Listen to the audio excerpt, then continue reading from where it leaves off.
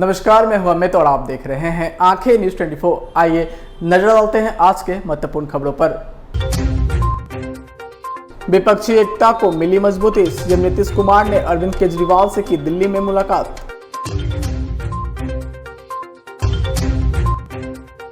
RCP Singh का बयान आया सामने, सीएम नीतीश पर साधा निशाना, कहा मैं शाहबाद से नहीं 1982 से साहब हूं। जाप सुप्रीमो पप्पू यादव ने 2000 रुपए के नोट बंद करने को लेकर केंद्र सरकार पर साधा निशाना। पटना स्थित कांग्रेस मुख्यालय में भारत रत्न स्वर्गीय राजीव गांधी की 32वीं पुण्यतिथि मनाई गई। और बिहार में गर्मी का सितम जारी, पारा पहुंचा 43 डिग्री के पार। अब खबरें विस्तार से। इस खबर के प्रायोजक हैं Lohianagar mount Carmel high school, Gyansthali high school और एलएमसी कम्युनिकेशन। नमस्कार, मैं हूं अमित और आप देख रहे हैं आंखें न्यूज 24। बिहार के सीएम नीतीश कुमार ने रविवार को आम आदमी पार्टी के संयोजक और दिल्ली के सीएम अरविंद केजरीवाल से मुलाकात की। ये मुलाकात मुख्यमंत्री अरविंद केजरीवाल के आवास पर हुई। वहीं इस मौके पर आपके राज्यसभा सांसद संजय सिंह मौजूद थे। साथ ही मुख्यमंत्री नीतीश कुमार के साथ डिप्टी सीएम तेजस्वी प्रसाद यादव, मनोज झा, ललन सिंह और संजय झा भी गए थे। मुख्यमंत्री नीतीश कुमार लोकसभा चुनाव 2024 के पहले विपक्षी नेताओं को एकजुट करने के प्रयास में लगे हुए हैं। इसी क्रम में वे कर्नाटक में सिद्धारमैया और डीके शिव कुमार के शपथ ग्रहण समारोह में शामिल होने के बाद सीधे दिल्ली आ गए। इसके बाद उन्होंने आज सीएम अरविंद केजरीवाल से उनके आवास पर भेंट की और उन्होंने कई मुद्दों पर विस्तार से चर्चा की। वहीं आपको बता दें कि सीएम नीतीश कुमार 2024 के पहले विपक्षी पार्टियों को एकजुट करने की कोशिश में जुटे हुए हैं। इसी क्रम में वो एक के बाद एक लगातार विपक्षी दलों के वरिष्ठ नेताओं से मुलाकात भी कर रहे हैं। मीडिया रिपोर्ट्स के अनुसार उन्होंने अब तक 15 विपक्षी पार्टियों के नेताओं से संपर्क किया है। सबसे पहले दिल्ली पहुंचकर बिहार के मुख्यमंत्री ने कांग्रेस के अध्यक्ष मल्लिकार्जुन खड़गे और राहुल गांधी के साथ बैठक की। इसके बाद उन्होंने दिल्ली के सीएम अरविंद केजरीवाल, उड़ीसा के सीएम नवीन पटनायक, पश्चिम बंगाल की सीएम ममता बनर्जी, वहीं झारखंड के सीएम हेमंत सोरेन, महाराष्ट्र के पूर्व सीएम उद्धव ठाकरे और एनसीपी चीफ शरद पवार से भेंट की थी।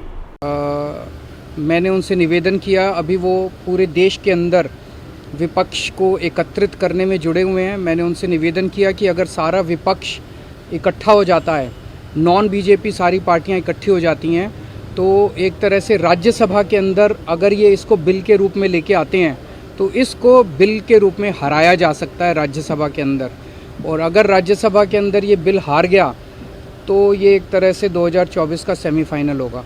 फिर एक मैसेज चला जाएगा पूरे देश के अंदर। ये बिल अगर हार जाता है तो मैसेज पूरे देश में जाएगा कि 2024 के अंदर बीजेपी की सरकार जा रही है। नहीं, बहुत अच्छा। तो हम लोग आए हुए थे यहाँ, तो आए ही थे आपसे मिलने के लिए, और इनको काफ़ी जो सुप्रीम कोर्ट का फैसला हुआ बहुत अच्छा लगा और हम लोग तो देखते ही रहे। अब उसके बाद जो कुछ भी करने की कोशिश हो रही है केंद्र सरकार के द्वारा, ये तो एक विचित्र बात है। अब आप जरा संविधान को देख लीजिए, क्या अधिकार है। जब गवर्नमेंट बनाई जाती है, इलेक्टेड सरकार बनती है, तो उनको जो अधिकार दिया गया है उसको कैसे आप हटा सकते हैं? ऐसा तो कुछ नहीं है। लेकिन अब किस तरह से हो रहा है, इसलिए तो हम लोग कह रहे हैं कि सारे देश में सब लोग एकजुट हों, ताकि ये लोग संविधान का भी और किसी भी चीज़ का अपने ढंग से जो इधर से उधर कर रहे हैं और किस तरह का माहौल बन रहा है। आप दिल्ली में इनको लोगों ने किस तरह से बहुमत दिया है और किस तरह से सब लोग साथ हैं, और हम लोग इस बात को मानते हैं कि काम कर रहे हैं, बहुत अच्छा काम कर रहे हैं। और उसके बाद सुप्रीम कोर्ट का भी फैसला हो जाए तो राज्य सरकार को जो अधिकार है काम करने का, उस काम को रोक दिया जाएगा। ये सब तो बहुत ही आश्चर्य का विषय है। तो ये हम लोग तो बिल्कुल इनके साथ हैं, और जो कुछ भी है हम लोग जो आगे भी जो मीटिंग करेंगे, जो हम लोग कोशिश कर रहे हैं कि ज़्यादा से ज़्यादा विपक्षी पार्टियां एकजुट हो जाएं और मिल करके हम लोग पूरे देश में अभियान चलाएं, हर राज्य में अभियान चलाएं कि सब कुछ कानून का पालन होना चाहिए, आपस में सब लोगों के बीच में प्रेम और भाईचारे का भाव होना चाहिए, और जिस तरह से लोगों के बीच में विवाद पैदा करने की कोशिश होती है उन सब चीज़ को बंद करना चाहिए और देश आगे बढ़ेगा। तो ये सब चीज़ जो हम लोगों के मन में बात है, तो सब लोग तो सहमत है ही। और उसके बाद अगर इस तरह की कोई बात होगा तो जो कह रहे हैं हम लोग पूरे तौर पर इनके साथ हैं। ये जो भी कह रहे हैं बिल्कुल ठीक कह रहे हैं, इनके साथ हम लोग हैं पूरे तौर पर। हम लोग एक मिनट, तेजस्वी जी। देखिए, सारी बातें माननीय मुख्यमंत्री जी ने स्पष्ट रूप से कह ही दिया है। आज की मुलाकात खास तौर पे इसलिए है कि जो लोकतंत्र है, लोकतंत्र में चुनी हुई सरकार को जो अधिकार मिले हैं और जिस प्रकार से जो नॉन बीजेपी स्टेट में जिनकी भी गवर्नमेंट है, बीजेपी लगातार उनको तंग कर रही है, परेशान कर रही है।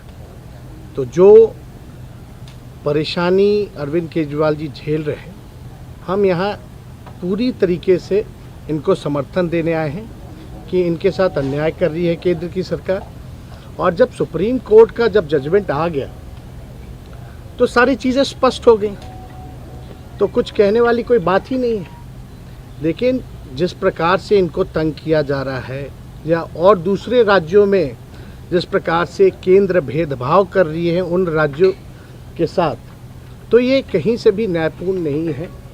लोकतंत्र पर ये साफ दिखाता कि खतरा है। ये लोग संविधान को बदलना चाहते हैं, जो हर केस हम लोग मिल कर के होने नहीं देंगे। और मान लीजिए अगर दिल्ली में बीजेपी की सरकार रहती तो क्या एलजी की हिम्मत होती इस प्रकार का काम करने की? तो एक बात से पूरी तरीके से हम लोग विश्वास के साथ कह सकते हैं, जितना भी ये अरविंद केजरीवाल जी को सताएंगे, तंग करेंगे, ये उतने ही मजबूत होंगे। और मैं पूर्ण विश्वास के साथ कह सकता हूँ कि बीजेपी कभी भी दिल्ली में वापसी नहीं करेगी।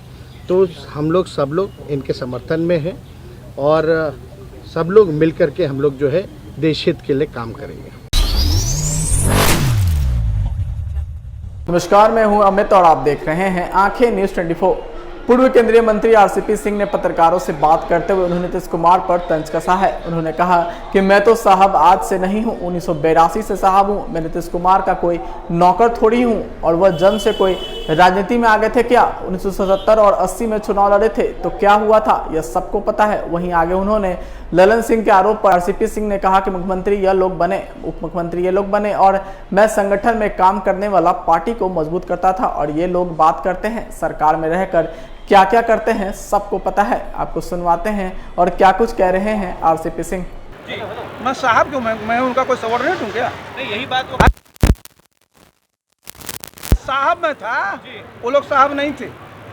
मैं 1982 में साहब था, जैसे वो समय की बात होती है। मैं उनके साथ था, उनके सबॉर्डिनेट काम करता था।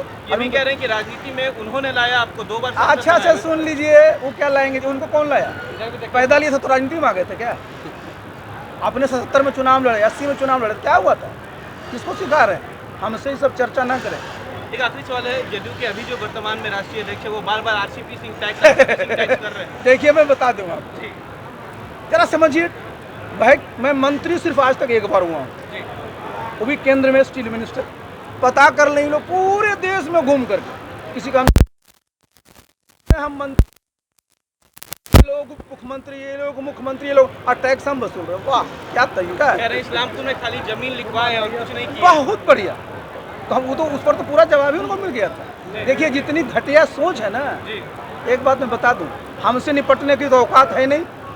मेरे बेटियों पर निपटना चाहते हैं ये लोग, बता देगा इनको। वापस आओ फिर से गांधी, वापस आओ फिर से गांधी। तो क्या देश इस तरह चलता है? देश क्या मदारियों से चलेगा? देश बाजीगरी से चलेगा? इसीलिए दुनिया कहती है कि देश का पीएम सीएम और देश चलाने वाला व्यक्ति कम से कम जीनियस हो। नमस्कार, मैं हूं अमित और आप देख रहे हैं आंखें न्यूज 24। जाप सुप्रीमो पप्पू यादव ने पत्रकारों से बात करते हुए उन्होंने केंद्र सरकार पर जमकर जुबानी हमला बोला है। आरबीआई द्वारा 2000 रुपए के नोटों के सर्कुलेशन से बाहर किए जाने पर पप्पू यादव ने प्रधानमंत्री नरेंद्र मोदी पर जुबानी हमला करते हुए कहा कि दुनिया कहती है कि देश का पीएम सीएम देश को चलाने वाला जीनियस होना चाहिए, दूसरों की बातों में न आए, अपने देश के अंतिम व्यक्ति की बातों को भी सुने। वहीं आगे उन्होंने कहा किस तरह नोट बंद करने से देश कैसे चलेगा। वापस आओ फिर से गांधी, वापस आओ से गांधी अपनी बनाने को सरकार, वापस आओ फिर से गांधी, देश के आती बस अब यही पुकार, वापस आओ फिर से गांधी, वापस आओ फिर से सुभाष जी, वापस आओ फिर से भगत सिंह। अब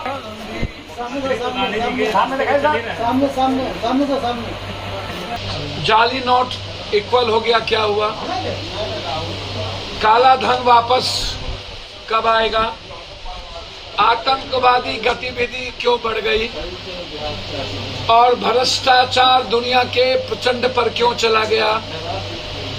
नोटबंदी के बाद महंगाई इस देश की जिंदगी को नासुर क्यों बना दिया? नोटबंदी के बाद इस देश की बेरोजगारी दुनिया में सबसे ज्यादा क्यों बढ़ गई? नोटबंदी के बाद गरीबी इस देश की दुनिया में सबसे ज्यादा क्यों बढ़ गई? नोटबंदी के बाद इस देश में आप अपने कितने मित्रों को दुनिया का सबसे ज्यादा बेनिफिट दिया? नोटबंदी जब 2016 में आपने की थी तो उस वक्त गुप्त एजेंडा बिल्कुल था कि आपको सत्ता में इनके प्रकार आना है। पहले से आपने साजिश रची और बिल गेट्स के कहने पर, बिल गेट्स क्यों? बिल गेट्स इस बार भी ये बिल गेट्स के कहने पर 2000 लाया। बिल गेट्स चाहता है कंप्लीट हर चीजों को डिजिटल कर देना दुनिया में, ताकि उस इन बाहर के लोगों को भारत की एक एक चीज कब्जा में करके रखने का उनका जो प्लान है डिजिटल मीडिया का, डिजिटल, वो बिल गेट्स उसमें पूरी साजिश उसमें रच ली। तब भी और अभी भी दो गुप्त एजेंडा था। एक गुप्त एजेंडा था कि भारत को डिजिटल करके वर्ल्ड के हाथों में दे दिया जाए और भारत की भूमिका खत्म कर दी जाए। दूसरा एजेंडा था कि के प्रकार नरेंद्र मोदी जी के पास सारा पैसा, उनके मित्र के पास सारा पैसा चला जाए और चुनाव में उनकी एजेंडा हो, दूसरी की कोई एजेंडा नहीं हो। अब मैं ये जानना चाहूंगा कि 54,000 करोड़ रुपया जो गायब है वो कहाँ गायब है? आप बोलते क्यों नहीं? 54,000 करोड़ रुपया। दूसरी चीज 32 लाख हजार करोड़ रुपया, 16 लाख तब था नोटबंदी के पहले, अभी 32 लाख के लगभग वो बढ़ा। फिर ऐसी क्या जरूरत पड़ गई इनको 2,000 रुपया? जब आप 2,000 रुपया लाए, आप उस वक्त बार बार कहते थे, मैं गोदी मीडिया जो था वो बार बार चिल्लाता था, master stock, master stock, master, और अभी भी वो गोदी मीडिया मास्टर स्टॉक दोबारा चिल्लाने लगा। ना कुछ आता है गोदी मीडिया को, ना कुछ जानता है। और जिस तरीके से ये गोदी मीडिया के लोग हर झूठ फरेब उल्टा पुल्टा में मोदी जी का सपोर्ट करते हैं, इसीलिए देखिए मैं मोदी जी को एक सलाह देना चाहूंगा। समाचारों में वक्त हो चुका है एक छोटे से अंतराल का। I am Shalini Singh, principal of Lohiyanagar Mount Carmel School. Here in our school, we give best education and good environment to our students, where they can learn well. We provide here well-equipped lab, well-equipped, well-stocked library. We have here well-trained teacher also. We have a sports playground for cricket, volleyball, football, and also provision for indoor activities. So we have here security system, information and communication technology.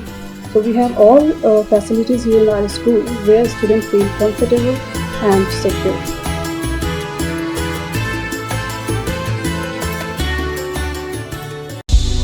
क्या आप पत्रकारिता के क्षेत्र में अपना career बनाना चाहते हैं? तो आज ही Royal Ashoka Institute of Mass Communication and Journalism में अपनी जगह सुनिश्चित करें। आर्यभट्ट ज्ञान विश्वविद्यालय पटना से मान्यता प्राप्त 100% प्लेसमेंट के साथ royal Ashoka Institute of Mass Communication and journalism नामांकन जारी है। हमारा पता है DS/16 गायत्री मंदिर के समीप, कंकड़ बाग, पटना 8,20,000। आप हमें संपर्क भी कर सकते हैं। हमारा मोबाइल नंबर है 9955456126। ब्रेक के बाद आपका फिर से स्वागत है। नमस्कार, मैं हूं अमित और आप देख रहे हैं आंखें न्यूज 24। पटना के बिहार प्रदेश कांग्रेस मुख्यालय में भारत के पूर्व प्रधानमंत्री व भारत रत्न स्वर्गीय राजीव गांधी की 32वीं पुण्यतिथि बलिदान दिवस एवं प्रदेश कांग्रेस के पूर्व अध्यक्ष स्वर्गीय सदानंद सिंह की 80वीं जयंती मनाई गई। इस दौरान कांग्रेस विधायिका प्रतिमा कुमारी, कांग्रेस प्रवक्ता राजेश राठौड़ समेत तमाम नेताओं ने पुष्पांजलि अर्पित की। इस दौरान कांग्रेस एमएलए प्रतिमा कुमारी से जब कर्नाटका को लेकर सवाल किया गया कि गैर कांग्रेसी विपक्षी एकता कैसे संभव है, तो उन्होंने कहा कि मुख्यमंत्री नीतीश कुमार जिस तरह से पहल कर रहे हैं उनका समर्थन कांग्रेस पार्टी शुरू से करती आ रही है। कांग्रेस के साथ जो आएंगे उनका भी स्वागत है, जो नहीं आएंगे उनका भी स्वागत है। कांग्रेस पार्टी और विपक्षी एकता की बात रही तो कांग्रेस के बिना विपक्षी एकता की कल्पना करना भी बेईमानी है। आपको सुनवाते हैं और क्या कुछ कह रही हैं। देखिए, माननीय नीतीश कुमार जी, माननीय मुख्यमंत्री जी जिस तरीके से पहल कर रहे हैं उनका समर्थन कांग्रेस पार्टी शुरू से करते आ रही है। कांग्रेस के साथ जो आएंगे उनका भी स्वागत है, जो नहीं आएंगे उनका भी स्वागत है। लेकिन रही बात कांग्रेस पार्टी की और विपक्षी एकता की, तो कांग्रेस के बिना विपक्षी एकता की कल्पना भी करना बेमानी है।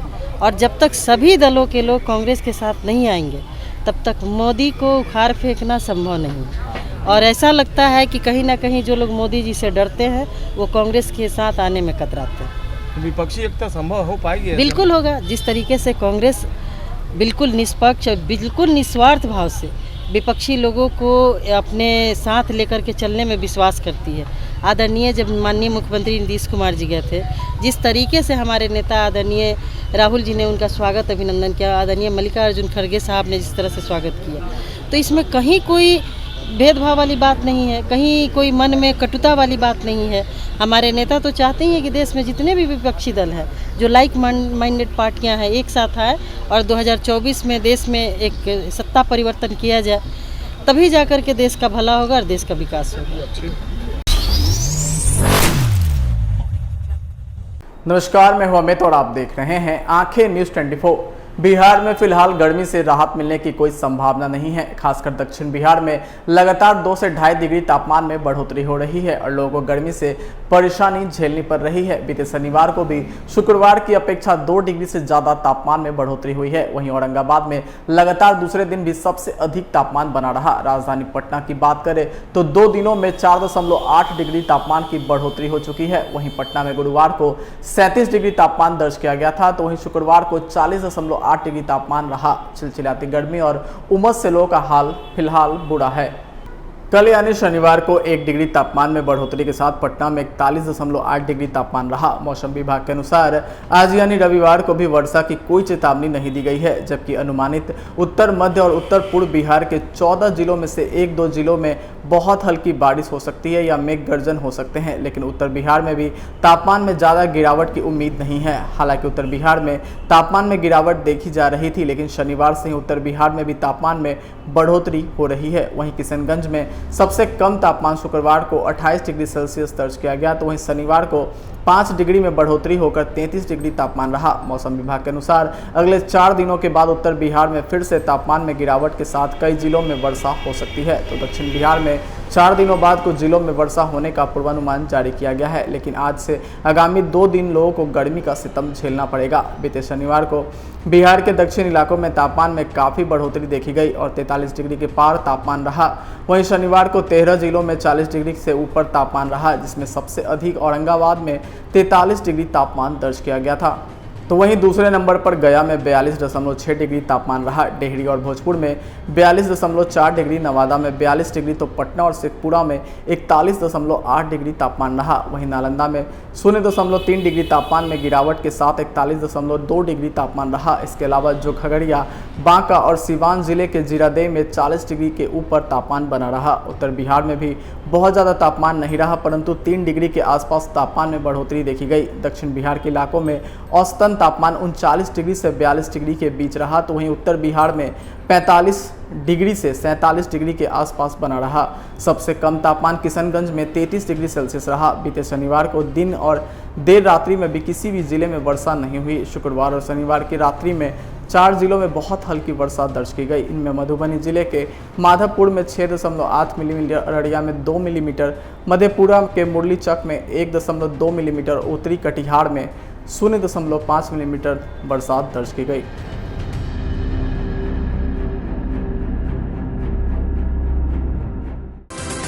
आइए एक बार फिर डालते हैं आज की सुर्खियों पर। विपक्षी एकता को मिली मजबूती, सीएम नीतीश कुमार ने अरविंद केजरीवाल से की दिल्ली में मुलाकात।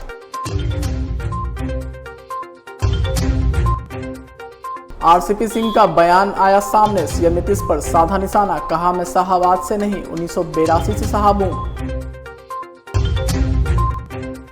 जाप सुप्रीमो पप्पू यादव ने 2000 रुपए के नोट बंद करने को लेकर केंद्र सरकार पर साधा निशाना। पटना स्थित कांग्रेस मुख्यालय में भारत रत्न स्वर्गीय राजीव गांधी की 32वीं पुण्यतिथि मनाई गई। और बिहार में गर्मी का सितम जारी, पारा पहुंचा 43 डिग्री के पार। आज के लिए बस इतना ही। ताजा तरीन खबरों के लिए देखते रहें आंखें न्यूज़ 24, नजर हर खबर पर। अगर आपने अभी तक हमारे चैनल को लाइक, सब्सक्राइब, शेयर नहीं किया है तो जल्द से जल्द हमारे चैनल को लाइक करें, सब्सक्राइब करें और बेल आइकन को दबाना ना भूलें। नमस्कार। इस खबर के प्रायोजक हैं Lohia Nagar mount Carmel high school, ज्ञान स्थली हाई स्कूल और LMC कम्युनिकेशन।